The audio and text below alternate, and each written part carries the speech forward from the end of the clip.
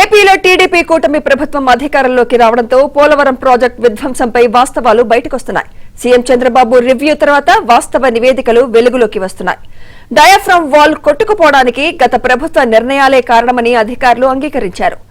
కాంట్రాక్టర్ను మార్చడం, ప్రాజెక్టుపై అవగాహన ఉన్న అధికారులను మార్చడమే కారణమని సీఎం ఎదుట ఒప్పుకున్నారు.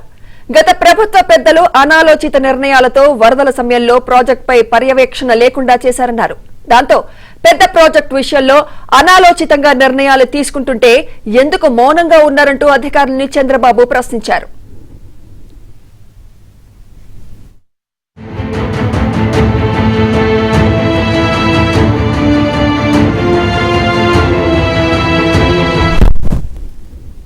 అయితే సీఎం ప్రశ్నలకు అధికారులు సమాధానం చెప్పలేక నీళ్లు నమిలారు.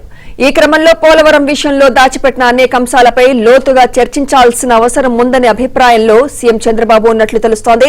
త్వరలో పూర్తిస్థాయి సమీక్షతో వాస్తవాల్ని ప్రజల ముందుంచాలని భావిస్తున్నారు. పోలవరం విషయంలో ఏ అంశాన్ని దాచకుండా పారదర్శకంగా వ్యవహరించాలనుకుంటున్నారు.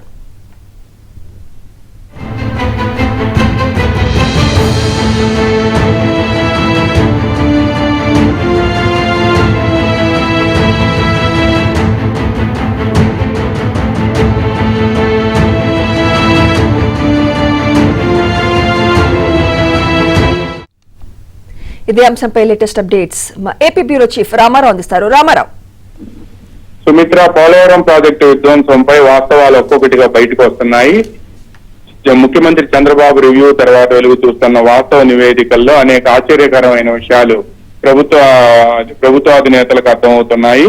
డయాఫ్రమ్ వాల్ ప్రాజెక్ట్ లో అత్యంత కీలకమైంది డయాఫ్రమ్ వాల్. ఈ డయాఫ్రమ్ వాల్ కొట్టుకుపోవడానికి నాటి ప్రభుత్వం తప్పుడు నిర్ణయాలే కారణమని అధికారులు నేరుగా చంద్రబాబు వద్ద అంగీకరించారు. ఉన్నబలంగా నాటి కాంట్రాక్టర్ను మార్చివేయడంతో పాటు ప్రాజెక్టు స్థితిగతులపై అవగాహన ఉన్న అధికారులను కూడా మార్చడంతోనే ఈ ఇబ్బంది ఏర్పడింది అని కూడా అధికారులు చంద్రబాబుకు చెప్పారు. అనాలోచిత నిర్ణయాలతో వరదల సమయంలో ప్రాజెక్టుపై పర్యవేక్షణ కూడా లేకుండా చేశారని, అంత పెద్ద ప్రాజెక్టు విషయంలో తీసుకుంటున్న అనాలోచిత నిర్ణయాల వల్లనే ఇప్పుడు ప్రస్తుతం ఈ విధ్వంసం అంతా కూడా కళ్ల ముందు కనిపిస్తుంది అని కూడా అధికారులు వివరించారు. పోలవరం సమీక్షలో సీఎం ప్రశ్నలకు కొంతమంది అధికారులు సమాధానం చెప్పలేకపోయారు. ఆ తర్వాత అధికారులందరూ కూడా ఒక నివేదికను తయారు చేసి చంద్రబాబుకి ఇచ్చినట్టు మనకు సమాచారం అందింది. దాచిపెట్టిన అనేక అంశాలపై లోతుగా చర్చించాల్సిన అవసరం ఉంది అని చెప్పి ముఖ్యమంత్రి చంద్రబాబు అభిప్రాయపడుతున్నారు. సివిల్ వర్క్స్, హెడ్ వర్క్స్, కుడి ఎడమ కాలువల్లో 5 ఏళ్లలో కనిపించని పురోగతికి సంబంధించి కూడా ఆయన అధికారులను అడిగి తెలుసుకునే ప్రయత్నం చేశారు. 2019 తర్వాత కనీసం 4% పనులు కూడా పూర్తి చేయలేకపోయారని, వైసీపీ ప్రభుత్వం ఇందులో పూర్తిగా విఫలమైంది అని కూడా ఆయన భావిస్తున్నారు. పునరావాస విషయంలో కూడా హామీలు నెరవేర్చలేదని, గత ప్రభుత్వం ఘోర తప్పిదాల్లో సాంకేతికంగా, ఆర్థికంగా ప్రతిష్టాత్మక ప్రాజెక్టు ఆంధ్రప్రదేశ్ జీవనాడిగా పేరుగాంచిన పోలవరం కష్టాల్లోకి వెళ్ళింది అని కూడా చంద్రబాబు ఈ రోజు కూడా కొంతమంది అధికారుల సమీక్షలో వ్యాఖ్యానించినట్టు సమాచారం అందింది.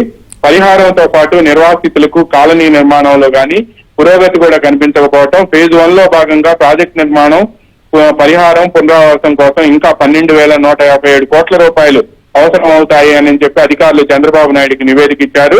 దెబ్బతిన్న డయాఫ్రమ్ వాల్, కాపర్ డ్యాముల పునరుద్ధరణకు మరో 2,000 నుంచి 4,000 కోట్లు కూడా ఖర్చు అవ్వచ్చు అని చెప్పి కూడా అధికారులు వివరించారు. దెబ్బతిన్న వ్యవస్థలను పునరుద్ధరించేందుకు కనీసం 4 ఏళ్ల సమయం కూడా పడుతుంది అని కూడా చంద్రబాబుకు నిన్న వివరించడంతో ఆయన ఈ రోజు తనకి ఒక పూర్తి స్థాయి ప్రాథమిక నివేదిక ఇవ్వాలి అని కూడా ఆదేశించినట్టు తెలిసింది.